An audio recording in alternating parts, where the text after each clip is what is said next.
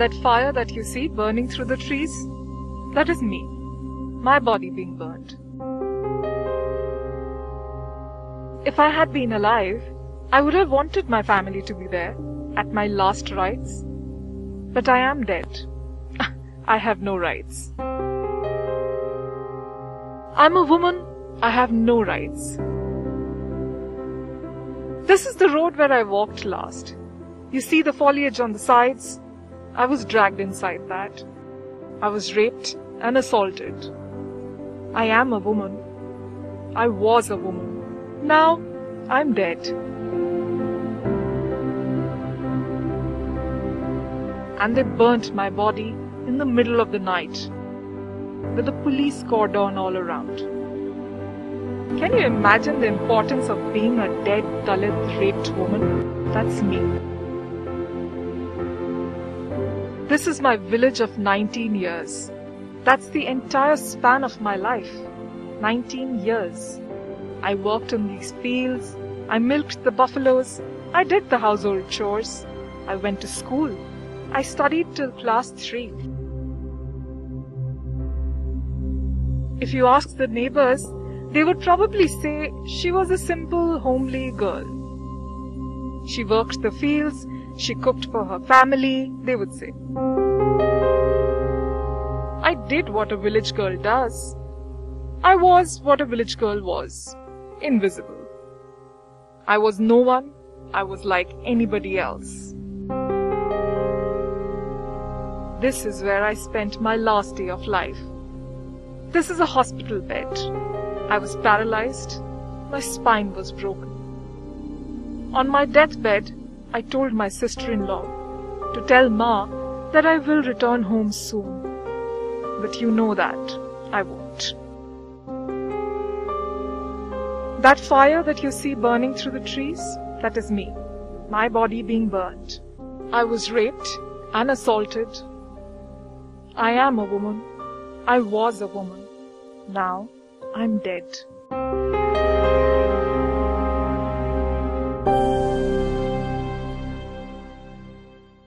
This incident wouldn't have taken place. The girl could have been saved. This is what the people are saying, and it's major ruckus happening here. The people of this village are not letting the ambulance move any further. They are saying the ambulance needs to be taken to the home. Where is the police trying to take the ambulance? To which undisclosed location? So that is the fear the people are expressing right now, and they are fighting the cops. And this is happening here at Bulgadi village in Hathras. With camera person Vakar, I am Tanushree Pandey for India Today.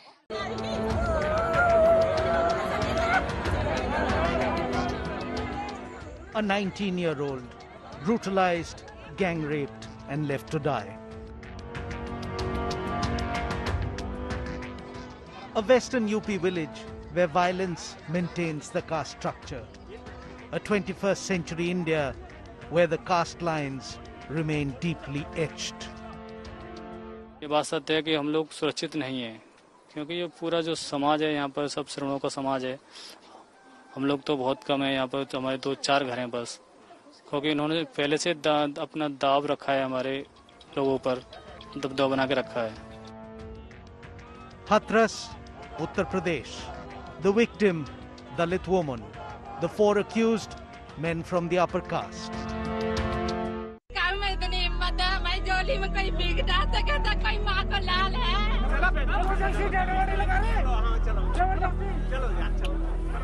You can see right there, it's 1 in the midnight and the body has just reached the village, and there is major ruckus happening here. The village people have gathered and they are not letting the police personnel take the ambulance any further. They are alleging the family of the girl and the entire village is fighting the cops. They are fighting the cops. They are saying that we will get killed today, but we are not going to let the police cremate the body.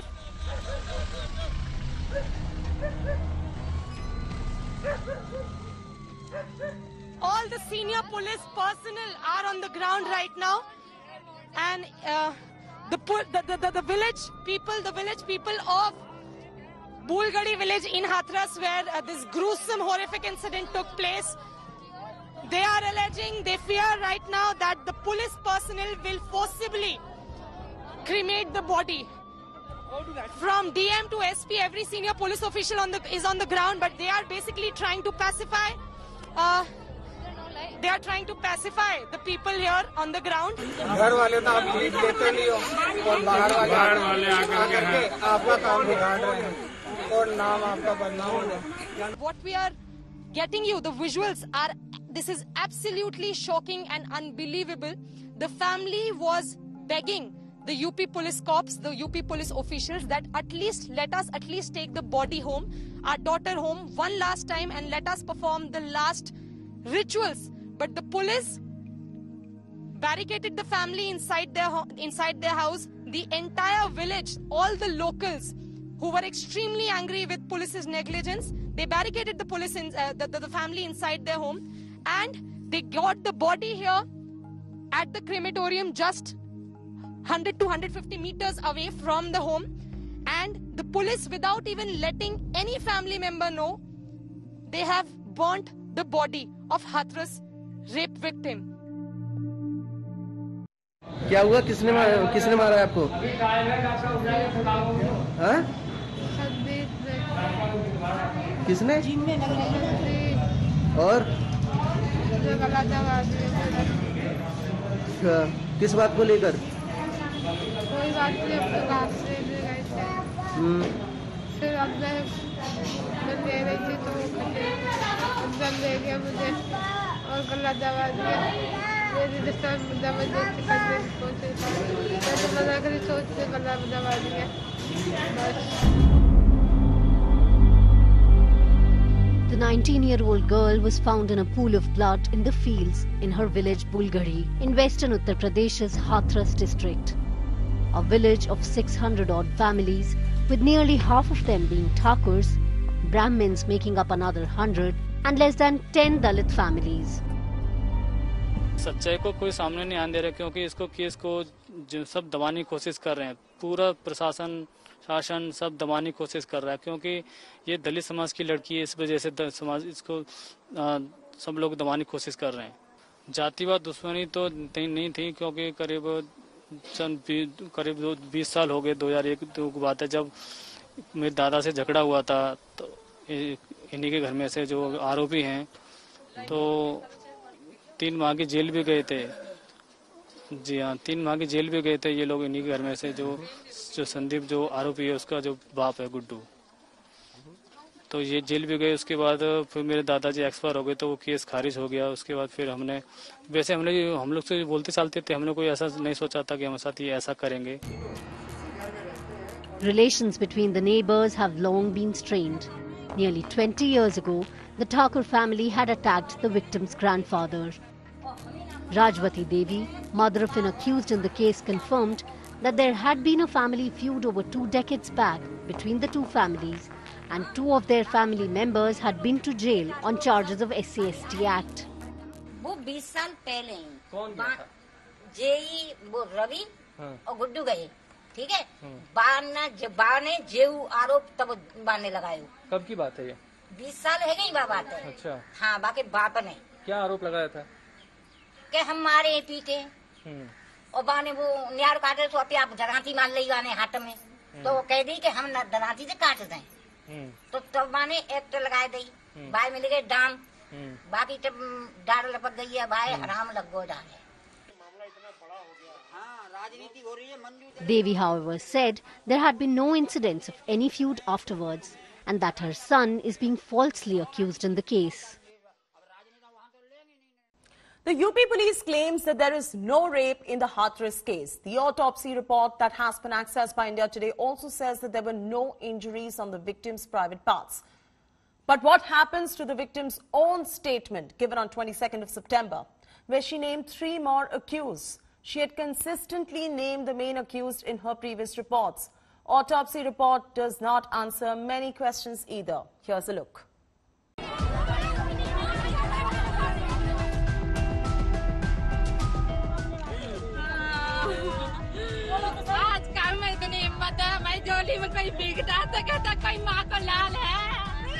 There was outrage, there was heartbreak, there was abject brazenness and apathy. And now there's a stunning twist. The Uttar Pradesh police, armed with the FSL report of the Hathras victim, says there was no rape, that she was never gang raped. During postmortem also, that clearly shows that there is no injury on the private parts of the victim. Hence, the rape was not committed. The autopsy report has ruled out rape and found no evidence of sexual assault. The autopsy conducted at Delhi Safdarjung Hospital, where the assault victim breathed her last. The report says that no abnormality or fresh scars have been found in the vaginal tract or in the pelvic area. The autopsy says that cause of death is blunt trauma to the cervical spine, and the finding is subjected to viscera findings. UP ADG Law and Order Prashant Kumar says that no sperm was found in FSL report, and also hinted that there was conspiracy to create tension in the state. FSL report from Agra has come, which clearly shows that there has been no sperm is found on the collected samples. However, there are many loopholes in the UP police's no rape theory. The biggest, the dying declaration of the girl herself. कब एक बार और rape करने की कोशिश की थी पहले? अच्छा, इससे पहले रेप करने की कोशिश की थी? उस दिन जिस दिन आपकी चोट लगी है उस दिन रेप हुआ है? अच्छा, दोनों ने किया था, कोई और भी था? वो दोनों थे, पर बाकी सब भाग गए थे। अच्छा, बाकी सब भाग गए थे। Many questions emerge at the back of UP government's no rape charge. The victim's dying declaration says she was gang raped. Isn't that admissible evidence? The UP Chief Minister has assured the victim's family that rape charge on accused will stay. Presence of semen is not the only proof. Latest definition of rape includes all kinds of penetration. The victim's family still says she was raped and left for dead. While politics has exploded over the story, 144 कहता है public assembly. मैं public assembly नहीं करना चाहता हूं, मैं अकेला पैदल यहां से हाथरस जाना चाहता हूं। किस बेसिस पे आप मुझे गिरफ्तार कर रहे हैं, ये मुझे बता दीजिए। The last conversation between the district magistrate and the girl's father was this. आप अपनी विश्वसनीयता खत्म मत करिए। तो मीडिया वाले मैं आपको बता दूं, आज अभी आधे चले गए, कल सुबह तक आधे और निकल जाएंगे, 2-4 बजेंगे कल शाम को, और हम ही आपके साथ खड़े हैं। अब आपकी इच्छा, आपको बार बार बयान बदलना नहीं बदलना है, अभी हम भी बदल जाए कि नहीं। Is this support or threat? We leave it for our viewers to decide. Or even the fact if she was raped or not. Bureau Report, India Today. अधिकारी यहाँ के कैसे हैं, इस बात का अंदाजा जरा आप लगाइएगा। अभी थोड़ी देर में उस अधिकारी के पास भी मैं पहुंचूंगी जो ठीक मेरे बगल में खड़े हुए हैं, जो लगातार मुझे धमकी दे रहे हैं। इस गांव में मैं मौजूद हूं, आपको बता दें पीछे जो मकान दिख रहा है वहीं पर एसआईटी की टीम लगातार पूछताछ कर रही है, और उसके बाद पूरे लाभ लश्कर के साथ एक अधिकारी मेरे पास आते हैं। उसके बाद कहते हैं कि आप धमकी दे रही हैं, गलत खबर चला रही हैं, आप अपना काम ठीक से नहीं कर रही हैं, हमें हमारा काम सिखाया जा रहा है। ये कह रहे हैं कि मैंने ऐसा कुछ भी नहीं कहा कि आपको मैं सस्पेंड कराऊंगी, ये करवाऊंगी, वो करवाऊंगी। जरा गौर से देखिए ये सामने वाले चेहरे को, इन्होंने आकर झूठ की इतनी कहानी यहां पर गढ़ी है कि मैं क्या बताऊं।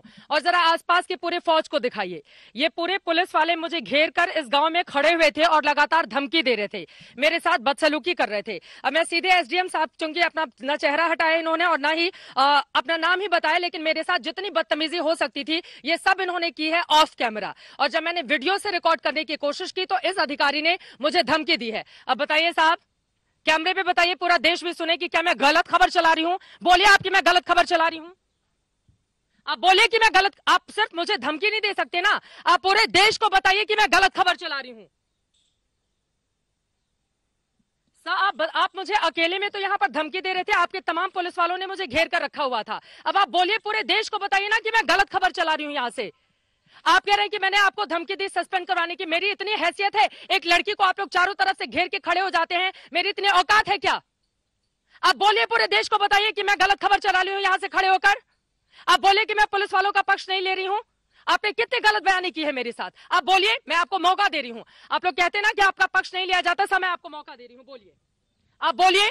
मोहसिन रजा सुन रहे हैं, योगी सरकार में मंत्री है, मुख्यमंत्री भी सुन रहे होंगे, देश के प्रधानमंत्री तक भी आपकी आवाज पहुंचेगी। बताइए मैं गलत खबर चला रही हूं। और जरा सत्या, आप आसपास तस्वीरें दिखाते रहिए। गांव में बहुत दूरी पर हम खड़े हैं, हम अपना काम कर रहे हैं, आप अपना काम कीजिए, हम अपना। एक तो परिवार वालों को आप लोगों ने बंधक बनाकर रखा है, वहां तक किसी को पहुंचने नहीं दे रहे हैं। परिवार वाले हम लोगों को फोन करके बोल रहे हैं कि देखिए हमारे साथ यहाँ पर घर के अंदर पैक करके रखा गया है, और ऊपर से आप हमें धमकी दे रहे हैं। मैं आपको मौका दे रही हूँ ना सर, आप बोलिए। आपने जितनी बदतमीजी अब से कुछ ही देर पहले मेरे साथ की है, आप बोलिए, कैमरे पर बोलिए ना। अब आप चुप क्यों हो गए? अब आप चुप क्यों हो गए? आप बताइए, आप बोलिए, आप बोलिए, क्या कहना चाहते हैं? मैं गलत खबर चला रही हूं? मैं बोल रही हूं कि नहीं यहां पर मैंने कौन सी गलत खबर चलाई? आप बोलिए, आप बोलिए, मैंने कौन सी गलत खबर चलाई? आपके पास ताकत है पुलिस की तो आप मुझे धमकी देंगे? आपके पास ताकत है पुलिस की तो आप घेर के खड़े हो जाएंगे मुझे गांव में, और आप मुझे मेरा काम सिखाएंगे? अपना काम तो आप लोग ढंग से करते नहीं, आप मुझे मेरा काम सिखाएंगे? मैं मेड़ के रास्ते पैदल पैदल यहां पर इस गांव में आई हूं ताकि कम से कम हम तस्वीरें देख सकें। क्यों बंधक बनाकर रखा हुआ है आपने परिवार को? और अभी आप सब नीचे झुकाकर ऐसे बिल्कुल बाबू बने हुए हैं, कितनी धमकी दे रहे थे पूरे गांव वालों के सामने। दूसरी तरफ आपको बता दें कि गांव के बहुत सारे लोग इकट्ठे हो गए थे जिनको पुलिस वालों ने भगा दिया। और देखिए कितने सारे लोग थे। हमारे कैमरा पर्सन अपना लाइव व्यू लेने के लिए गए थे, मैं यहाँ पर बैठी हुई थी। ये देखिए, ये महिला पुलिसकर्मी, थोड़ा सा आगे आइए, मैं आपको दिखाती हूँ। यहाँ पर एक चारपाई रखी हुई है, इस चारपाई पे मैं कैमरे के साथ बैठी हुई थी, इस चारपाई पे मैं कैमरे के साथ बैठी हुई थी यहाँ पर, और बिल्कुल सामने एसआईटी की टीम पूछताछ कर रही है। मैं यहाँ पर बैठकर वेट कर रही थी, हमारे कैमरा पर्सन आए, वहां पर पुलिस जाने की इजाजत नहीं दे रही है, तो कम से कम लोकेशन के क्लोज में आकर हम बता सके कि आखिर पूरे मामले की सच्चाई है क्या, क्योंकि वो तस्वीर देश के सामने आनी चाहिए। पुलिस प्रशासन मामले से पल्ला झाड़ रहा है, ये चीजें पता चलनी चाहिए लोगों को। और यहाँ पर पीड़ित परिवार के साथ ये क्या कर रहे होंगे जब ये पत्रकार को धमकी देते हैं? आपने मुझे धमकी कैसे दी, आप बताइए? आपने मुझे क्यों कहा कि आप मेरा काम नहीं करने देंगे? आपने क्यों गलत बयानी की और झूठ बोला लगातार? फालतू की बकवास आप कर रहे थे, आप कैमरे के सामने आप बोलिए ना। आप मुझे इतनी धमकी दे रहे थे, पुलिस पूरी अपनी पुलिस फोर्स के सामने आपने कितना भला बुरा मुझे कहा। सिर्फ आपने मुझे गाली नहीं दी, बाकी आपने सब कुछ कह लिया। और बताइए, अगर मैं झूठ बोल रही हूँ, कैमरा सुन रहा है ना, आप बोलेंगे आपका पक्ष जाएगा। मोहसिन रजा बैठे हुए हैं, सरकार बैठी हुई है, आपका पक्ष जाएगा। आप बोलिए, आपने क्यों मेरे साथ बदसलूकी की? आप बताइए, क्या मैं झूठ बोल रही हूँ? आप बोलिए, मैं झूठ बोल रही हूँ? मैं आपके सामने खड़ी हूँ ना, आप बोलिए मैं झूठ बोल रही हूँ। मैंने इनसे नाम पूछा कि आप अपना नाम ही बता दीजिए, मास्क हटाइए, कम से कम आपका चेहरा देख सकूं कि आप कौन से अधिकारी हैं। ये उसके लिए भी तैयार नहीं हुए और लगातार ये मुझे धमकी देते रहे, यहाँ पर घेर कर ये मुझे धमकी देते रहे, पूरे पुलिस वालों के साथ ही मुझे। आप बताइए सर, आप क्यों नहीं बोल रहे हैं जब मैं आपको मंच दे रही हूं? तो अगर मैं गलत बयानी कर रही हूं, झूठ बोल रही हूं, तो आप बताइए मैं झूठ बोल रही हूं। ऐसे अधिकारी हैं और इसी बात की तकलीफ है कि ये खुद तो अपना काम ढंग से करते नहीं और हमें हमारा काम सिखाते हैं। ये हमें हमारा काम सिखाते हैं। ये यहाँ पर अपनी फौज के साथ आके एक लड़की को घेरते हैं और उसके बाद गलत बयानी करते हैं, झूठ बोलते हैं और ये हमें हमारा काम सिखाते हैं। मैं तो बोल रही हूँ कि अपनी बात रखें, मैं तो बोल रही हूँ कि अपनी बात रखें देश के सामने। अगर मैंने झूठी खबर चलाई है तो इतने बड़े अधिकारी हैं, पढ़ लिख कर बने होंगे, इस तरह की बातें ये कैसे कर सकते हैं?